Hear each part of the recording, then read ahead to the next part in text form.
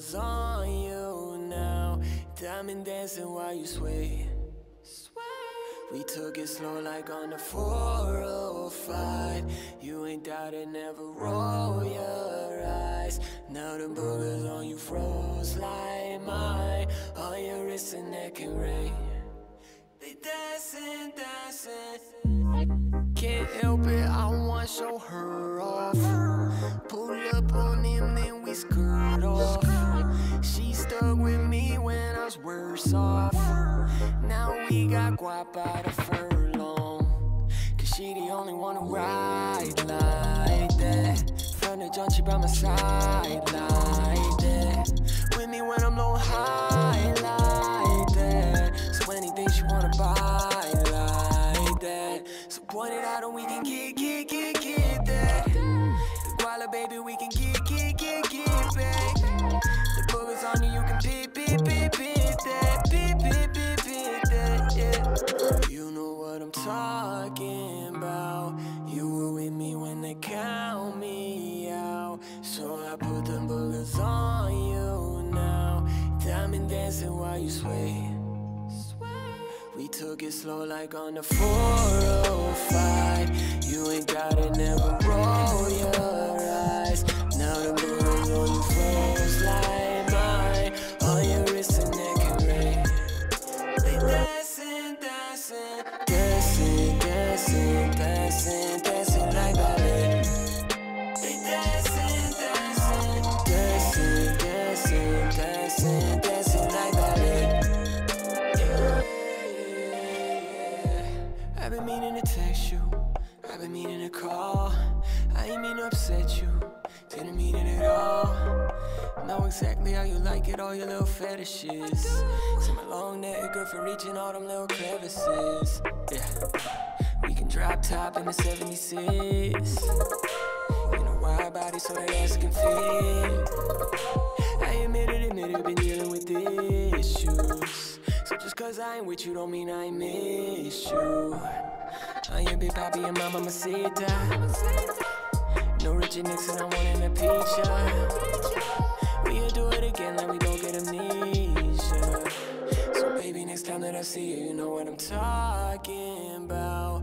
You were with me when they count me out. So I put them boogers on you now. Diamond dancing while you sway. We took it slow like on the 405. You ain't doubt it, never roll your eyes. Now the boogers on you froze like mine. On your wrist and neck and ring. They dancing, dancing, dancing, dancing, dancing, dancing like ballet. They dancing, dancing, dancing, dancing, dancing, dancing like ballet. They dancing, dancing, dancing, dancing, dancing, dancing like ballet. They dancing, dancing, dancing, dancing, dancing, dancing like ballet.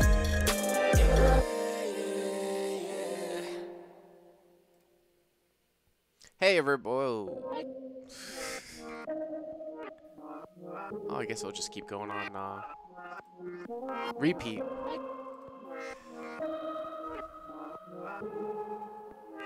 Guys on the phone, stay muted. I mute you.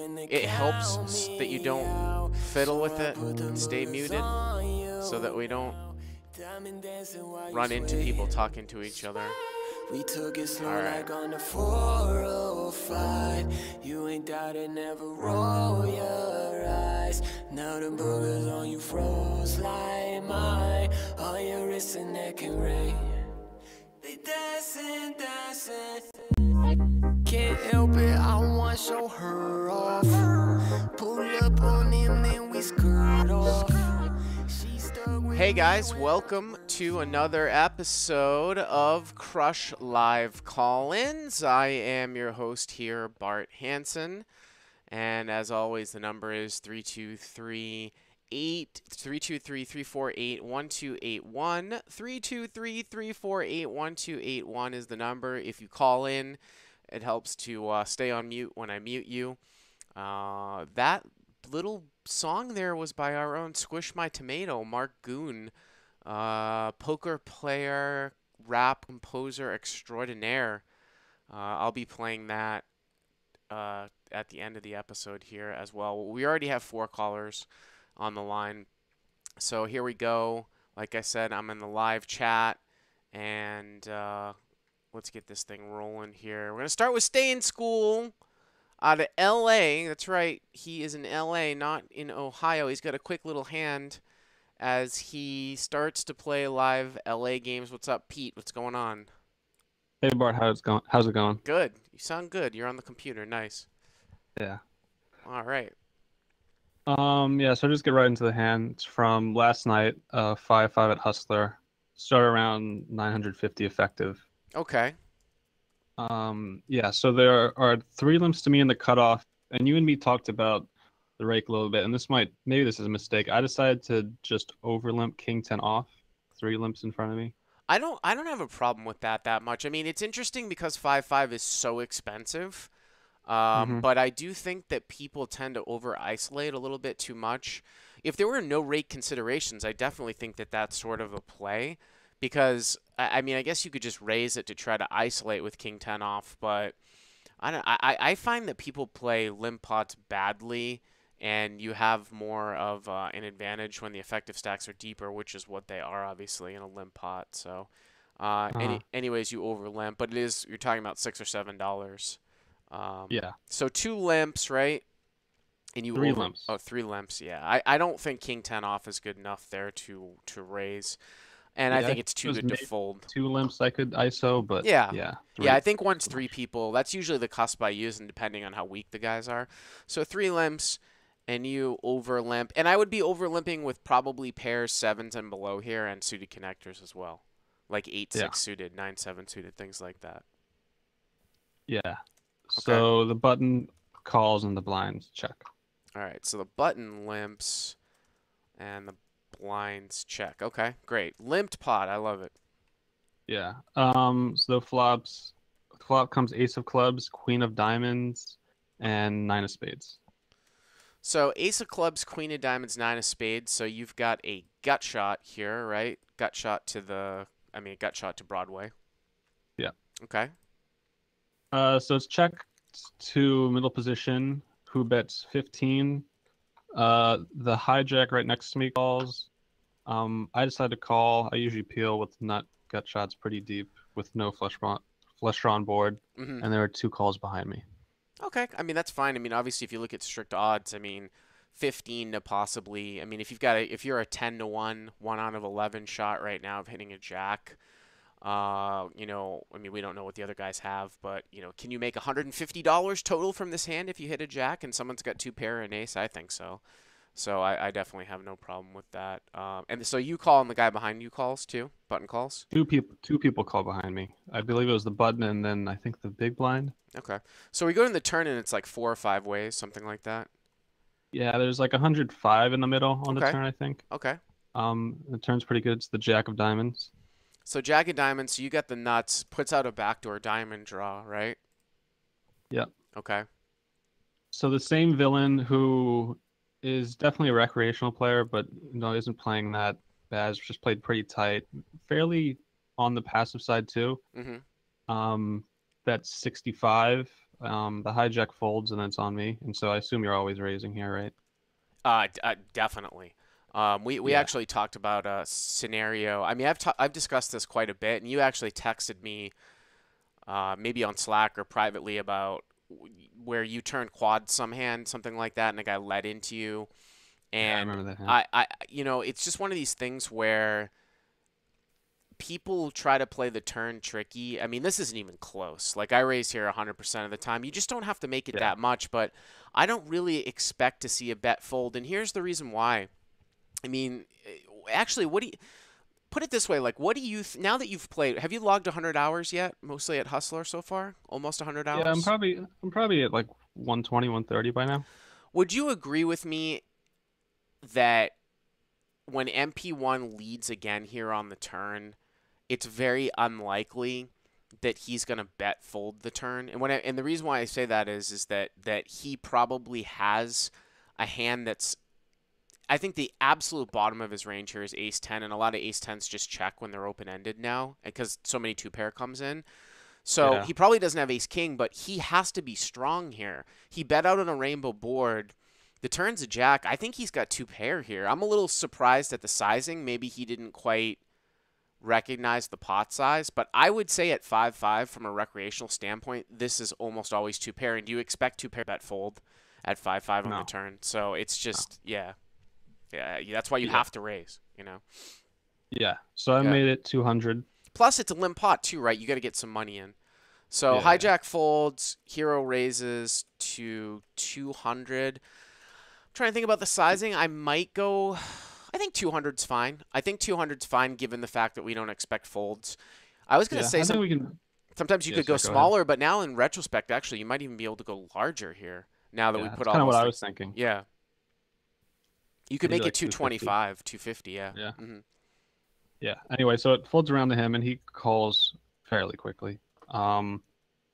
And then so yeah, the thing you're talking about him not betting too wide in the turn comes into play on the river. Yep. Because the river is the worst card in the deck. It's the ace of diamonds. Okay.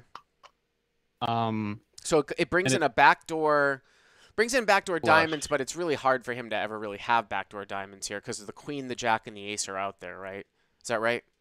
yeah. Because And for the record, I don't have the king of diamonds, so it's possible he could have some king x of diamonds, but yeah, I mean, I would go back before you even tell me, what happened or what we're gonna do here. I'm just looking at, and we'll see this graphically too on the YouTube videos. I'm looking at the distribution of diamonds. Obviously, depending on what happens, a full house is in his range, but I'm talking about backdoor flushes. I find it almost impossible for us to really be scared of a flush here because the middle card on the flop is a diamond. He can't have the nut flush draw backdoor, right? Because the ace of diamonds appears at the end. So he would have to have like 9x of diamonds. I just don't see a guy really. He'd have to lead a single 9 on the flop into 5 or 6 people, continue on the turn. I don't really see it. I guess it's possible he could have king 10, but again, yeah. but it's just so unlikely though. Again, it's just one of these scenarios where he would have to bet the turn. He would have to bet the turn and just call your raise. You know what I mean? It's just impossible. I mean, obviously we're trying to figure out if it's a full house here. Of course, the problem is that the lower two pair types of hands now get counterfeit here. So this is quite interesting. So what does this guy do at the end? So he checks, but my question is about like if you value bet what sizing and like I know going for thin value in live poker is like the biggest thing, but like if we bet here, it's really only targeting ace 10, right? Like Yeah, I got to be what? honest with you. I don't think I would bet the river here. I mean, I feel like I'm the thinnest value better in the world, but this just appears to me to be, this really appears to me to be a counterfeited two pair.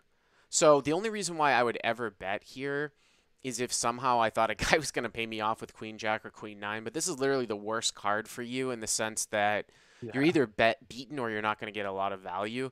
I just can't see you really betting here and getting called by worse if he's going to fold queen jack and queen 9. Again, we went through some of the hands that you beat. Like another hand's a lower straight. I don't think 8-10 is betting the flop and then just calling your raise on the turn. All full houses are things. So I do think that this is literally the worst card. Like I said, we'd actually had looked at this before we even got to this river, and we said it's just very hard for me to imagine that he has a single paired ace here all that much. I guess he could have ace 10. Of course, you have one of the 10s in your hand, but even if he shows up with ace 10 like once in a great while, I think you're beaten here or you're not going to get a call way more often, and it makes it a check here behind. Yeah, definitely in retrospect, I think I agree. I ended up I thought for a little while, I thought for like 45 seconds, which I almost never do when there's not like action facing me. Yeah. And like I ended up deciding I just thinking I have to bet here, right? This is live poker, but in retrospect, I don't like it. I ended up betting 300, and he pretty much snap folded. So I guess I assume he had a counterfeited two pair. But yeah, in retrospect, I think checking back is probably better. Yeah, I mean, I think this is a great hand to just demonstrate that there are some extreme examples, this being one of them, where you can have a very, very strong hand, but the action just dictates that now you're either going to get a fold or you're beaten somehow. This will sometimes happen when you like river like weak trips. Like I remember talking about a hand in a podcast years ago where I had overlimped like you did, right, with like king 3, and Mm-hmm. the board came out king high, and I bet the flop, and it was pretty draw heavy, and the turn was a break, and I bet the turn, and then the river was a king, and it was such that the guy either had a draw or he had a better king than me, the way that the Mm-hmm. board ran out. So it's like, oh, you've got trips, you have to bet the river, right? Well, not the way that the hand goes down. So this is sort of similar to that too. So Yeah. Would you ever bet like super small, like 100, 150, or is that just getting maybe a little too fancy or like, I mean, the pot would be what, 550, so it's just really like, what are you? I guess if the yeah. guy's a super drooler, you could make a case for it. You know what I mean? You're never gonna Uh, be worried about anybody ever turning a hand into a bluff, like yeah, Queen I'm Nine. definitely You know what I mean? bet Something like folding. that. Yeah. Um, but it's just so like when you raise turn and bet river, I mean, even the biggest droolers aren't gonna call now at the end. But I guess you could make the case for it in the right situation. You know? Yeah. Yeah, I agree. All All right, right, Pete. cool. Thanks for the call. Uh, Dave here. You are up next. Dave, you're up next here. We lost a call from Maine. Somebody was on hold from Maine, but they dropped it. Dave in San Diego, you're up next. Hey Bart, can you hear me okay? Yep, I can. All right, I've got a hand where I decided to run a bluff, and I wanted to get your commentary on it, given the line, stack sizes, stakes, all that stuff. Okay. Um, so I think we're about 460 effective. It's a 2-5 500 cap game. Okay. I'm in the cutoff, and there are several limpers, and it gets to the hijack who raises 25, which is a pretty standard open. I don't know. I mean, with that many limpers, maybe he makes it bigger, but the standard open. So I call with 4-4. The big blind calls. There are two other field callers. So we go 5 ways to a flop with a pot of 125. Okay, just one quick thing. So 5 ways. One quick thing is that I would say that raise size is weakness. If literally 3 people limped in and he made it 25 and that's the standard open, that's usually not going to be a premium hand unless you think the guy's cagey enough where he's trying to induce somebody to 3-bet him, and I don't know how much that exists at 2-5 500 cap. I mean, I'm not saying that 4-4 is always a 3-bet. Obviously, you can call, but there might be some other hands that you might want to 3-bet here if you had something else. I don't think 25 here over 3 limps is necessarily going to be a big hand. Right. That's just something to say. So you call, goes 5 ways. Right. And the flop comes 4 of spades, 8 of spades, and 3 of diamonds. So you flop middle set here. Middle set. Okay. And it actually checks all the way to me. Okay. So I decide to size it up a little bit, just to sort of charge any draws. And I bet 80. Okay. And we get the big blind calls. Okay. And then the MP3, one of the field limp callers, had called, and the original raiser, the hijack, fold. So big blind calls, MP3 calls. Just out of curiosity, just so I can visualize this. So there were, what, 2 people not in the blind that had basically limped before that called the raise pre? Or were there 3 Correct. people? Were there 3 people to let who checked to the preflop raiser? There would be 2 limp callers in the field when Plus when the he blind, raised. though. Plus the blind, too, right? Plus the blinds, yeah. So the these... guy in the big blind is a regular who loves seeing flops, and Okay. he will like call one time and then fold out like he's like not too concerning. He loves seeing flops. The reason why I think that that's important is because you've got, when we talk about positional awareness, you have 3 natural checks to the preflop raiser. So that definitely is enough to make a good size bet here because those hands are entirely unknown. This is different than if the preflop raiser was first and then you had like 4 checks and you were last to act. You see what I'm saying? So right. Yeah. Right. Okay. So you bet 80 and you get 2 calls. So the pot now is about 355 by my calculation. Yeah, I think I've got 365, whatever. Yeah, pretty much. Okay. 365, you're right. The turn comes 10 of spades. Okay. So it brings in the front door flush draw. Correct. It brings in the front door flush, correct. Mm-hmm. The big blind checks to the MP3. Okay. Who bets 110. For that price, like, I'm calling all day. I mean, it's a really small price relative to the pot size. Sure, you're getting direct odds because I mean you're getting over 4.5 to 1. If you've got 10 outs to fill, you only need 3.5 to 1. So even if there was no betting at the end, it's small enough to call. Plus, you still could easily have the best hand here too. You know. Right. Okay. I kind of, I guess I kind of sense that maybe he had made a hand there. He's that villain is a older Asian gentleman who doesn't really get out of line.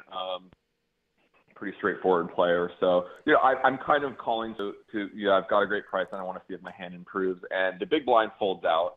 Okay. So we're going to a river with a pot of about 585, I think. Okay, and we do have awkward stack sizes sort of here because you've got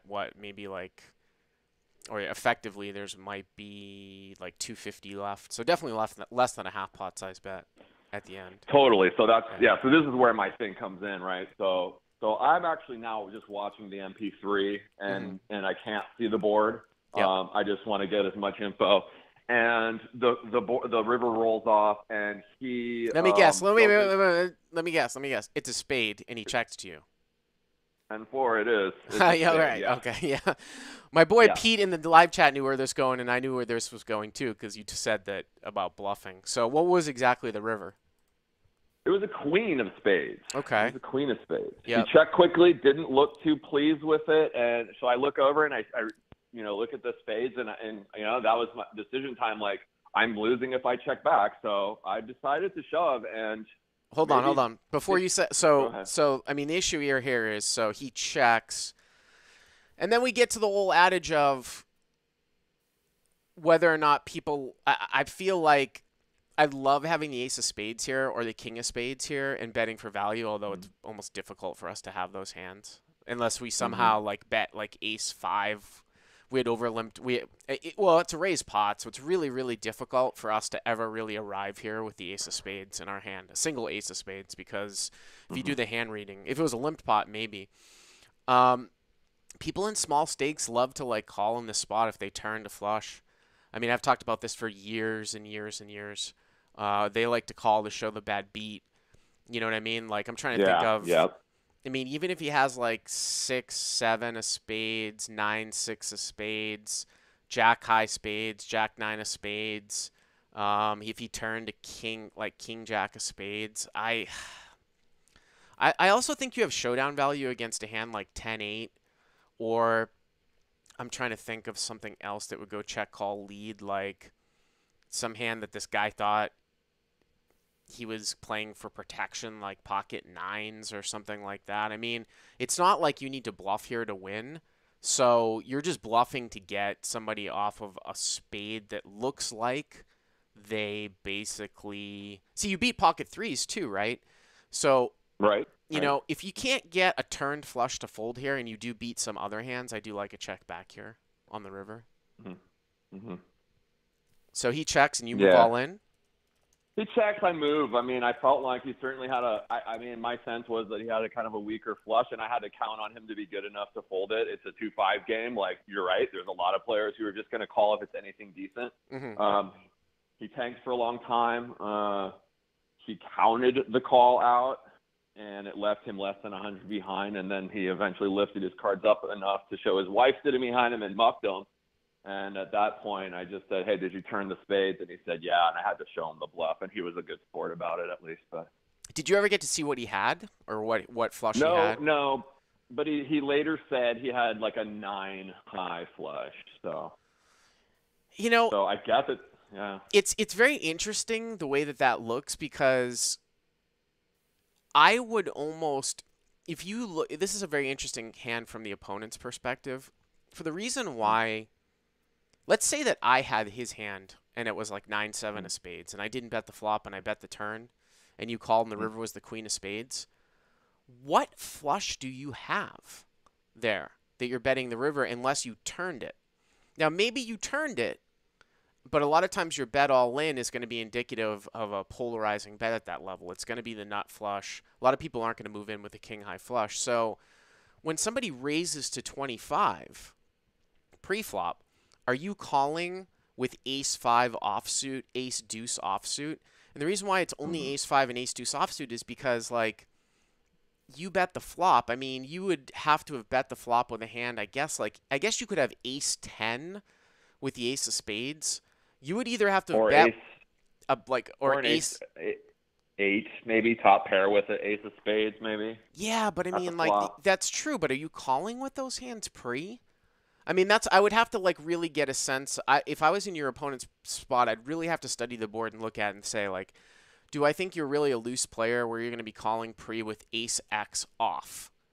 Because that's what you're really representing. Or you slow played the turn with the nut flush. So, but then I'd have to say, what are you bluffing with on the river? And are you calling the turn without a spade? So it would probably be pretty close. He's getting 3-1, but it's just, I find it difficult for you to have what you're representing at the end. That's a good insight. I mean, at that level, they're not really. I mean, he's pretty much just playing the strength of his hand. So I guess that's why I got it through. But that's a really good insight. Absolutely.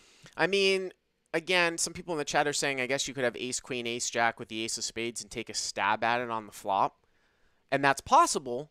But I do think that you are polarized, and if I could deduce that you didn't have the ace of spades here, I might make the call in your opponent's position. Now, I don't think this guy's obviously thinking at that level. I just think that I probably wouldn't make that play because it's a counterfeited flush and people don't like to fold them that much.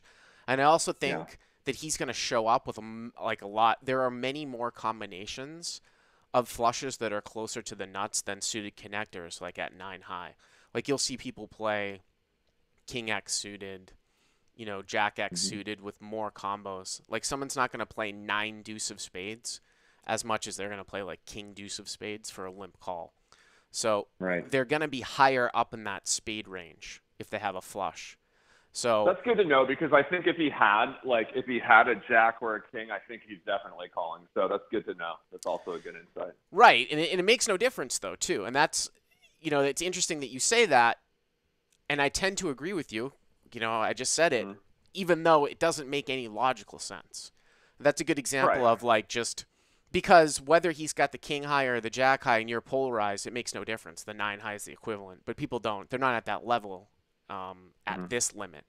So, anyways, thanks for the call. Thanks, I appreciate it. All right. Next caller here, 520. You're up next. Caller in the 520. Yeah. Can you hear me? I can. Okay. Yeah, I'm a first-time caller, but What's your name? I've been watching your videos and it's helped me out a whole lot. So I really appreciate you doing these videos Cool. and the podcast. What's your name? My name's Noah. I'm the 520 is for Arizona, but this is for a hand I played in San Jose, California. At Matrix or Bay? Yeah, Matrix. Okay. Yep. And so this is I had about 300, I think, behind. And the villain in here had me well covered. I mean, he had, probably like 1,000 in front of him. Is this at the 2-3 game? The game one step below the deep stack? 1-3. 1-3. Yeah, I'm sorry. I'm kind of new to No worries. So 1-3, 300 cap buy-in, right? Is the structure? Yeah. Okay. And so I'm on the button, and I have there's 3 limpers in front of me. So the villain limped in, and then I look down at ace jack of diamonds. Okay. Okay, so I raise it up to $20, and that's usually like I guess it's just like the normal raise that people put in. So 2 of them fold. The villain calls. Is that the normal first raise? Is that the normal first raise people put in? Because you said there's 3 limps. Yeah. Oh well, everyone called for $3, and it went around to me, and I raised it to 20. I didn't want to play ace jack. I don't want to. Yeah, I want to play like a big. I'm saying, pot with it. What do people usually raise to if there's no limpers, like first in the pot? Usually like 12. Well, probably 15, I would say. Okay. I just might make it. I might like take that normal open size of 5x and then add the limpers to it. So I might make this more like 25 here. One Okay. blind for the limpers. So 20 is a little bit on the small side. And again, it's just a situation Okay. like you talked about in the other call where if someone's picking up on the fact that you probably wouldn't make it so small, if that race size is not consistent, somebody might pick up on the fact that you don't have a super premium hand. But anyways, you make it 20 on the button, ace jack of diamonds. So, and then the flop comes out, queen of So how queen, many? I'm sorry, So who the villain called? calls. Villain. I'm sorry. Yeah, everyone folded, but the villain called. And where is he? He's on the cut up. Where is it? No, let's see. Where was he at? He was one of the limpers. Yeah, he was one of the limpers. He just and he puts it, but we're heads up, so we'll just say he's in the hijack. Okay. So I have position on him. So Okay. and then the flop comes out, queen of hearts, 10 of spades, and then 6 of diamonds. Okay. And so he checks to me, and then since I showed strength, I thought, okay, well, I should bet out. So I bet $30. Is that an okay sizing? I think that's okay, and especially, I mean, I think you can sometimes check this back too if you're heads up, especially if people will play a lot of pairs and stuff passively. So, I mean, you want it, because here's what the thing with ace jack is, like, if you can get a guy to fold like pocket threes through pocket fives, then okay, it's a good semi bluff. If people are always calling with a 10, then sometimes you can just take this hand to showdown. If you think you can fold somebody off of like I said, a 6 or a small pocket pair, then obviously you know you can bet. So I think you can sometimes go either way here. So you bet 30. And then he calls, and then so now I don't really know what to put him on. I guess maybe he has top pair. I'm not really sure. But so anyways, he calls in the turn. We have about $109 in the pot. The turn comes 9 of diamonds. So now I have a up and down straight, and then also my flush could get there too. Mm-hmm. So I'm like, okay, cool. This is giving me some like equity to bet with. Like I know I feel. So he checks to me, and then I bet 60. Again, are you a fan of just checking there, or do you think that's a good bet? Oh man, I think your hand has so much equity. It's very interesting. I feel like you want to make a bet that can allow yourself to shove on the river though. So you want to size it so that you feel like you've got full equity at the end if you miss, because even though the 9 really helps your hand like equity wise, and this is why it's very awkward like with these stack sizes too, the 9 is usually going to help him as well in the form of like if he's got a hand like queen jack, jack 10, whatever it is, 10-8, there's just a lot of pair and straight draw. So I don't expect to get a fold right now on the turn all that much. That's okay because you've got a ton of equity, but you'd want to size it so that you have money to bluff at the end. So here when you bet 30 and 60 and you made it 20, I think you probably do. It looks like you've got 180 or so left on the river. So I think that's okay, but you can't give up on the river, I feel like, because I think your opponent's going to, if the river rolls off like an offsuit deuce, he's going to, I think that there very well might be hands that he's going to fold at the end. So does he call again? Okay, now... So I bet 60, and this guy shoves on me. So okay. I was like, dang it. But then, I don't know, I guess I have so much equity, it'd be stupid for me, but I kind of felt like I just got trapped or something. I was like, oh, man, he was setting me up. Well, all right, so let's do the math here. So you bet 60 and villain 1 shove, so there was 60 on the flop, and then it was heads up, so 40, 50, 110. You bet 109, so it looks like the pot is 230, and then he shoves for what, 169 more? Is that what you said? Well, he has me covered, like well covered. So he shoves all in, and then so now I think I have about like 100 something left. All right, so let me just go back and do the math real quick. If you start with 300, 20, 50, I think you have about 190 left. It looks like. If you started with 300, you've got about 190 left. So you bet 60 and then 170. So the pot is probably 360, 190 to call, I believe. 360, 190 to call. Is that right? You bet 230, 60, and then 230. No, 420, 190 to call is what it sounds like. So it's a 420, 190 to call, I believe is what the math is here. So you're getting about 2-1 here, and you've got like 15 outs, right? So Yeah. if he's got two pair, No like brainer. if he shows you like queen 10 or 9-10, you probably have the equity to call. If he has king jack, that's pretty bad for you because you only have one straight out to win and the other straight out loses. You do block the jacks. 7-8 is another straight that he can have that gives you like a full amount of equity. Your head's up, so he could have been like slow playing queen 10, queen 9. I gotta be honest with you, when it's close like this, it's probably a couple percentage points. I would probably gamble here and call. Yeah. Getting 2-1. You've got an open-ended straight draw and a flush draw. Who knows? Maybe he's going nuts with, if he's got like queen jack, you have an over with an ace here too. I would gather it's probably pretty close if we put in a range, like a poker cruncher range. You might be down by 1 or 2 percentage points, or maybe up to 5%. But I feel like in a capped game, especially when it's so close and building your stack up has value here too, especially if you're just going to rebuy. When it's close in a capped game, I usually go for the more gambly proposition and call here, if I did the math correctly. Okay. Yeah. Yeah, well, that's what I did. I decided to call, and then the river, the river was a 3 of hearts. I didn't hit it, and then he had queen 10 or queen 10, queen king offsuit. Yeah, king queen. So that's an awesome spot. You're calling, and that's what I'm talking about. Like, he might just go nuts with queen jack, king queen. I mean, if he's got king queen, you've got 3 outs to an ace, right? Right. You have another 3 outs to a king, another 3 outs to an 8, 9 diamonds. Some of that stuff is like taken out, but I think you actually have the proper equity specifically against king queen.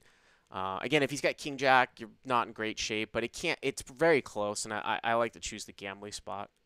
So. Okay.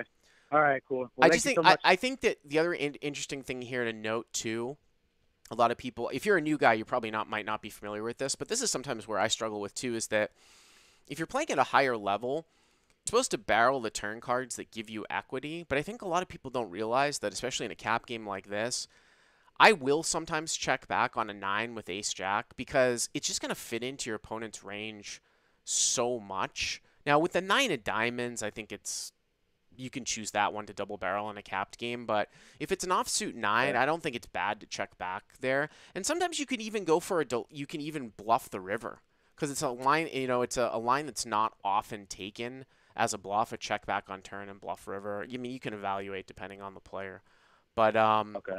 I appreciate the call. Yeah, no problem. Thank you. All right. Conference locked. All right. Let's go to our next caller here. 423. You're up next. Caller in the 423. Hey, Bart. How's it going? Good. I got a hand for you, 2-5 at MGM in D.C. Okay. That's 1,000 game, right? Yep, 2-5 to 1,000. Okay. Yep, 300 to 1,000. Yep. So this one's 1,300 effective. And I'm from out of town, so I don't really know any of these folks there, but apparently this guy, he knows several players at the table. He's really aggro lag, and he's an older Caucasian gentleman.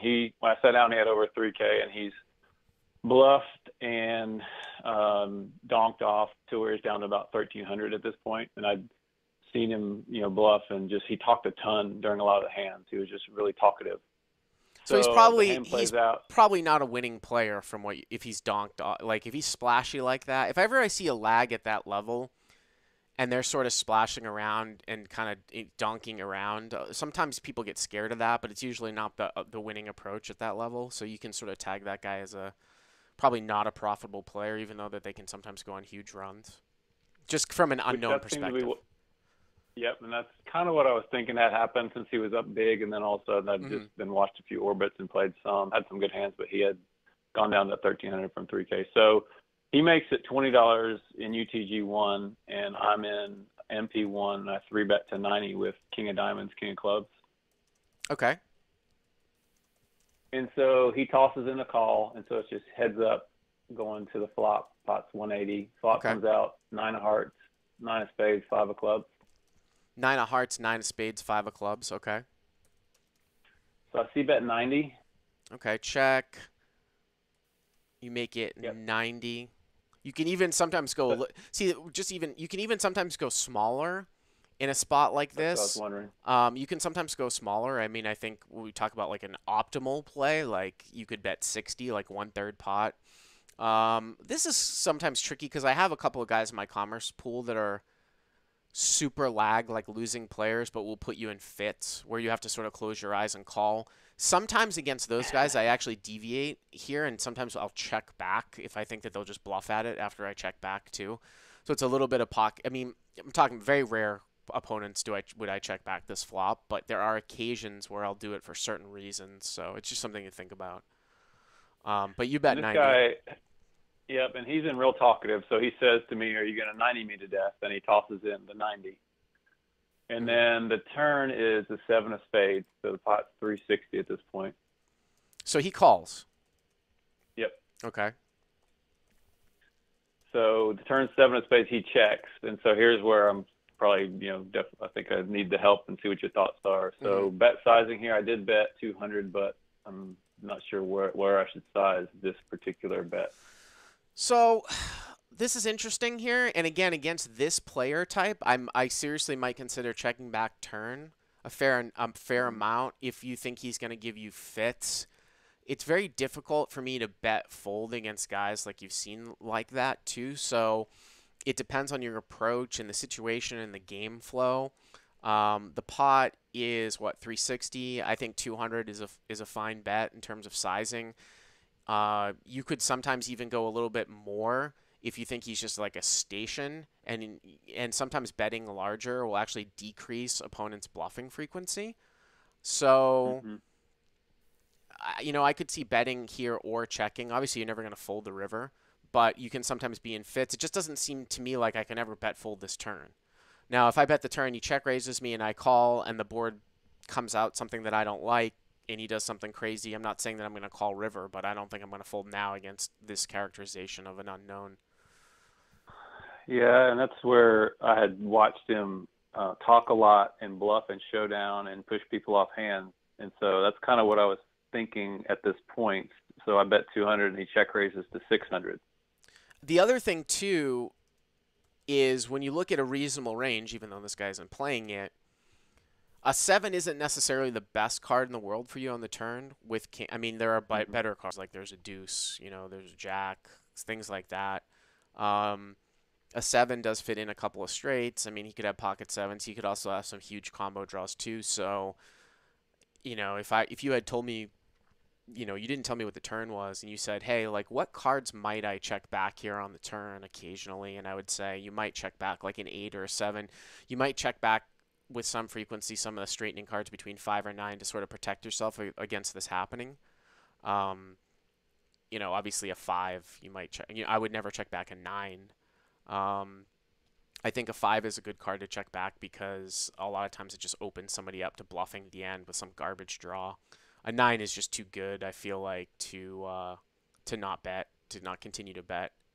So he makes it 600, and you've seen him splash around quite a bit. So if you call, you're going to have, again, we're dealing with some awkward sizes. You're going to have, what, 500 or 600 left, something like that? Exactly. Yeah, just under 5. And so I was looking at the stack, and I was going through exactly all the things you were talking about and deciding whether to call and evaluate river or go with what I've seen this guy do, which is donk off several thousand in a few orbits. So I was just wasn't sure whether I mean, of course, I can do all three things: fold, call, and of course, I took probably the worst option. I shoved over top of him because he went stone still when I tanked for a while and looked at him where he'd been talking a lot. Maybe that was the read I should have gone with, where that was actually his strength when he went quiet versus talking so much in all the other hands. By the way, there's also something to be noted too here that you don't have the king of spades, so he can have a lot of spade. He can have some spade flush draws like king. That's just one of the reasons why I did that.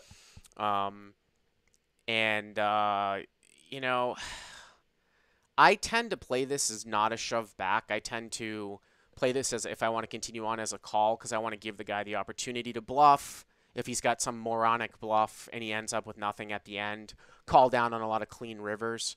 And then also sometimes fold some rivers, something like that. So if I continue on here, I lean more towards a call. You ended up shoving all in, and what did he have? He had ace-9 suited, so. And what was the me, river? the whole way. It was like a 4. It was just inconsequential. An offsuit 4, something like that. Yep. Yeah, I mean, I guess that's not all that consequential, and it's probably tough for me to fold Yeah, on I guess. an But would offsuit you call 4. there? Or, yeah, that's my question, because I figured, I've heard you talk in your previous material about sometimes call and evaluate the river, Mhm. and as aggressive as this guy's playing, and he was on a downswing, I just didn't know. Do I just call it off, close my eyes and call, or fold with he only had 500 back? Because if I call, the pot's going to be 1,500 or 1,600, so something like that. It's interesting to note, because of the stack sizes are so awkward, that you could just shove turn too. If you think he has some semi-bluffs, then you might just get it in with. I just like to take if I see a guy like this, I want to give him an excuse to make a really bad play. So I think going call on most runouts is better than just shoving turn, because I just feel like this guy's not going to help himself. I mean, the counter to that would be if he makes a semi-bluff turn that he would call off with and not bluff the river. But I don't know. It sounds to me like you're saying that he sort of has no concept, and I just wonder if it's better just to go call against a player type like this. Yeah, and it turns out the very next hand, I got a good hand, 3-bet, and made 70% of this whole pot back because he, kept calling. So it was just a strange hand that I really was thinking, well, I want to hear your thoughts around that turn spot, because I was really torn after he made it, 600 from 200 is that's pretty hefty check raise, I think. But it is, yeah, for sure. So tough spot. Again, he's under the gun 1 too, so he should be a little bit tighter from up front, but obviously he's playing a lot of hands. But thanks for the call. Appreciate it. Okay, take care. All right, last caller here. We're going to gamble with this one because it's an unknown caller. Unknown caller, you're up next and last. Hello. Bart, can you hear me? Yep. Are you on Skype? Yes, I'm actually on Google Hangouts. Oh, okay. That's why you came up unknown. Okay, cool. Yeah, I didn't know what the number was going to come up as. I'm actually, my name's Ryan. It's the first time calling. I'm from New Hampshire. Oh, nice. Okay, cool. I'm from Massachusetts, so. Yeah, I noticed the Patriots jersey, so you're good in my book. Yeah. You got a hand for us? Yeah, so I play at some of the rooms around here. The state law, I don't know if you're familiar with New Hampshire poker, but it's $4 max bets, so you only have 1, 2, and 2, 4 as options. 1, 2, and 2, 4. So is it like a spread limit? Like you can only, or the blinds are $4? It's still no limit. It used to be only limit, and they changed the law a couple years ago, and now they have no limit. So this is at Raynham? No, it's in Hampton. Hampton, okay. Yep. I got a good buddy, the guy that finished real deep in the Monster Stack, Josh Wallace Kitterino, who we talk about on the show, who's actually on vacation in Punta Cana, DR, I believe. He texted me today. He sometimes goes up there, but mostly plays at Twin Rivers in Rhode Island. And I know there's a room in Bangor, too, Bangor, Maine. Yep. But, yeah, I've definitely heard about games like this. I might check them out, actually, over Christmas time. We'll see. There's several rooms in southern New Hampshire, in Salem, and other Salem, New Hampshire, Nashua. Canopy Lake Park. Hampton. Yeah, we're actually right near there. There's a couple new rooms opening pretty soon. But anyway. So 2-4. Yeah, so 2-4. I bought in shallow. It was a brand new game, and it's a 500 cap. Okay. So I bought in for 300, just because most of the folks. It's kind of strange. The 2-4 plays really splashy. The 1-2 there at a lot of these places are really tight. People buy in for 100 and play super nitty. What's the drop and rake structure there? Like, how do they do it? Is it time? It's a 5-1, a 5+1. A rake or a drop? The rake. It's a 10% up to 5, and then okay. So better than LA. And then a $1 promotion. Right, a lot better than LA for sure. Okay, cool. Yeah, it's not bad. So I bought in for 300. First hand, they spread the game. First hand, I got 8-7 of hearts in the big blind. Okay. Actually, I'm sorry. There's a couple hands in. I think I flatted one hand, so I actually have 280 effective. Okay. So A7 of hearts. The hijack, who's a younger kid, I've never played with him before at this place. He makes it 15. Okay. First into the pot. The cutoff on his left flats. He's kind of a tighter middle-aged guy. Okay. So it comes to me, big blind, so I flat the 15. So, okay, so another, whatever, $11 more? Yeah, 11 more, yep. Okay. Flop is 10, 9, 3, rainbow, no hearts. Okay. So this is where it kind of gets interesting. So I checked it over to the villain 1, who's the hijack. He bets 30, and the villain 2 flats. And so this is where I think I kind of went off the rails. I decided to make it 110, thinking that I could squeeze the guys. It seemed like kind of a dry flop. I figured the pre-flop raiser potentially could have some one pair hands that I could put in a bad spot. Although there isn't really, and there's not really any flush draws, so that's kind of what I was thinking. But the more I think about this hand, the stack depths really should have dictated the way I played the hand. Yeah, I think that this is a little bit light here, to be honest with you, especially against a bet and a call.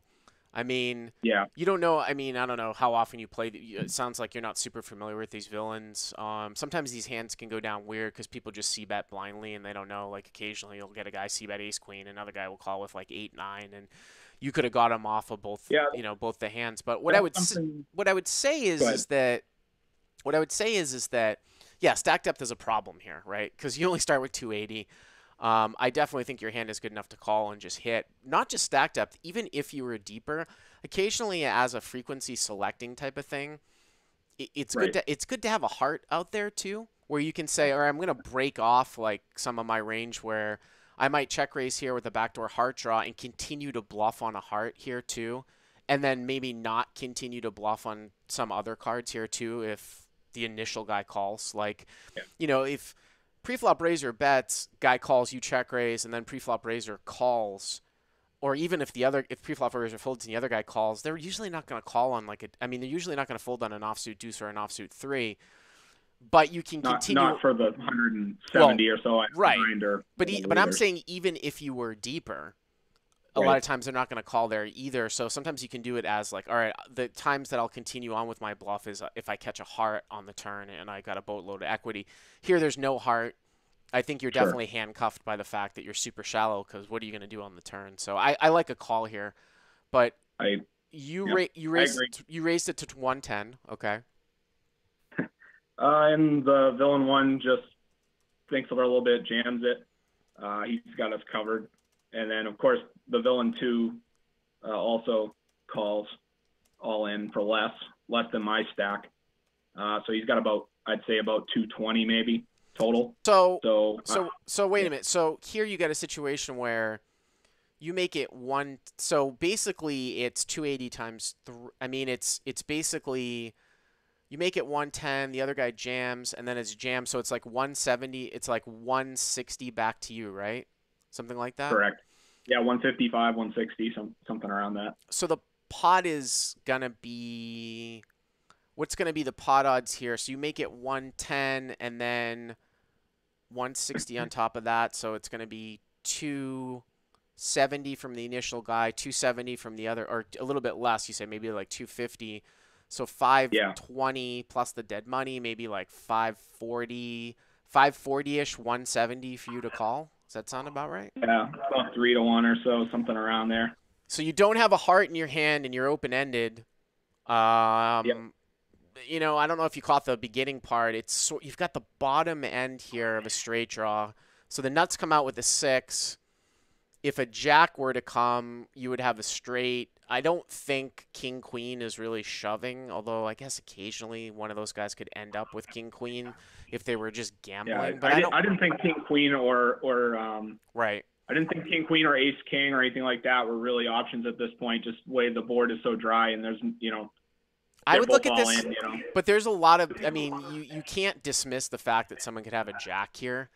I mean, we don't necessarily have 8 clean outs. Like, yeah, we probably have 4 outs to a 6 and maybe like 3 outs. Maybe one of the jacks are dead. So you have 7 outs here with 2 cards to come. You know, you probably have high 20% equity. You're getting, what did we say? You're getting more than 3 to 1? Maybe 3.5 to 1? A little bit more than 3 to 1, yeah. It's probably pretty close again. Like a backdoor heart, like 1 heart out there too would help your hand. You might be getting the right price here. The sets don't matter, right? Well, actually, the sets do matter because if someone's got a set, they could boat up.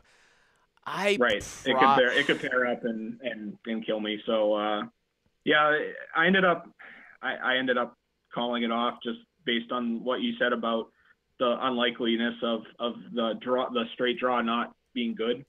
I thought, you know, what you said about somebody potentially having a jack makes some sense. I didn't think about that. I didn't really think about a lot of jacks, you know, in their hands.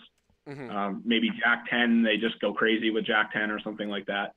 But, you know, I thought it was just pretty spewy. It was one of my early hands, and I was trying to, you know, play kind of a tighter style, bought in for not, you know, less than the max, and I just kind of threw that out the window.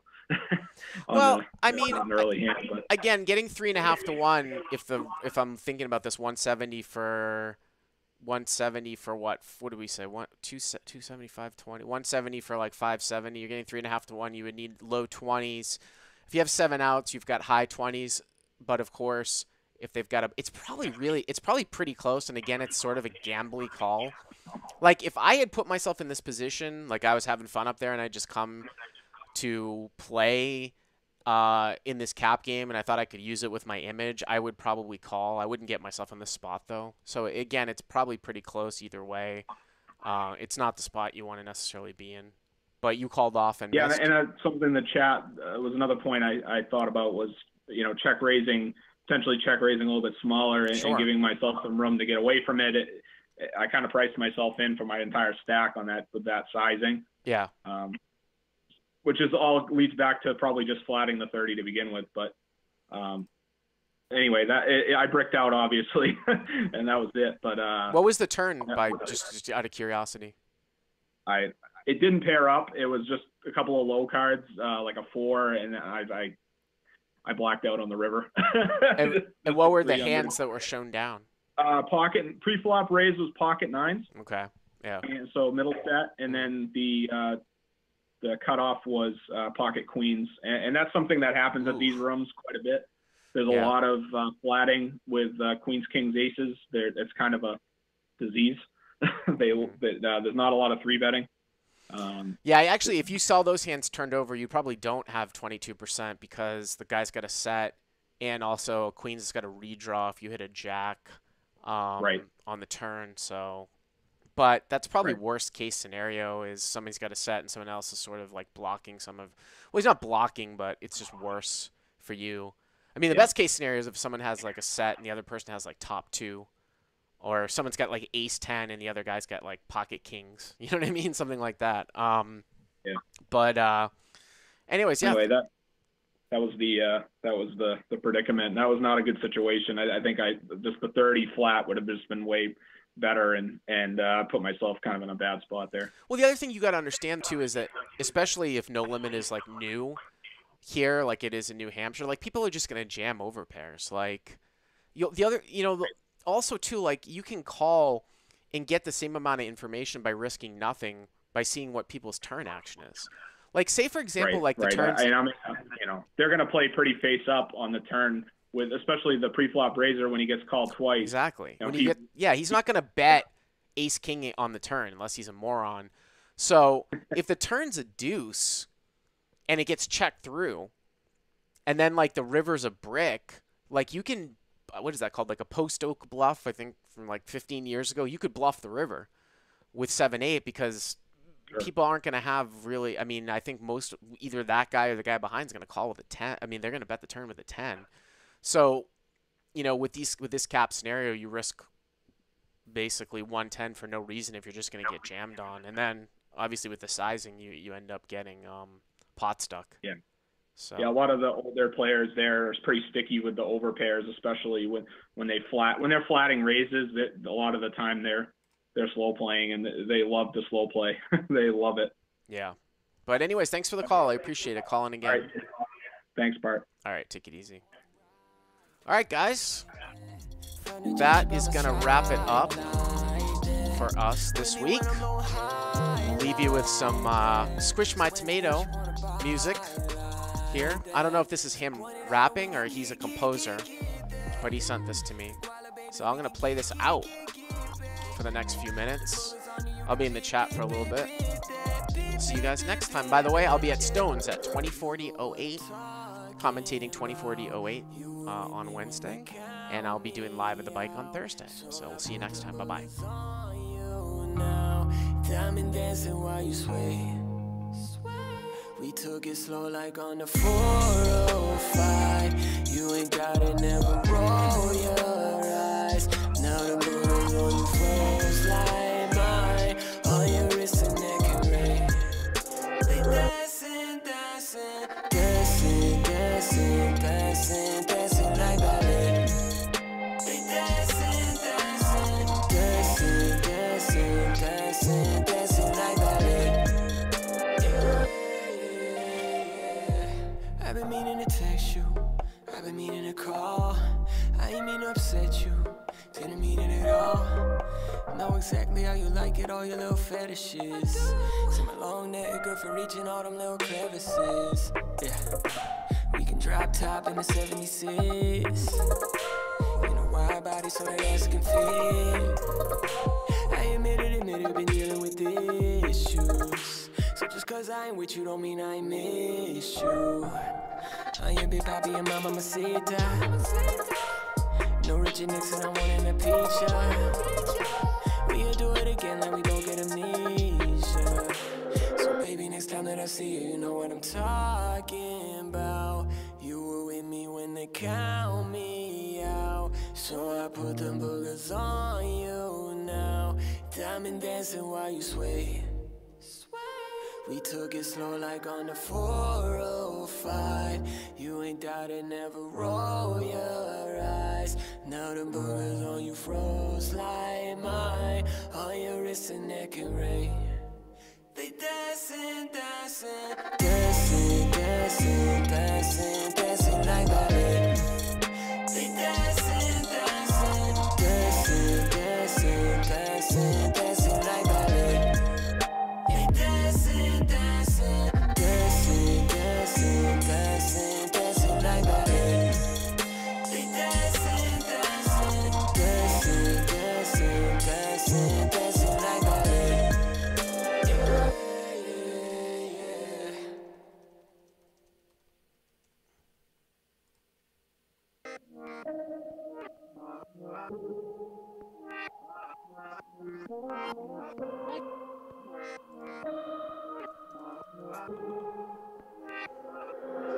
You know what I'm talking about.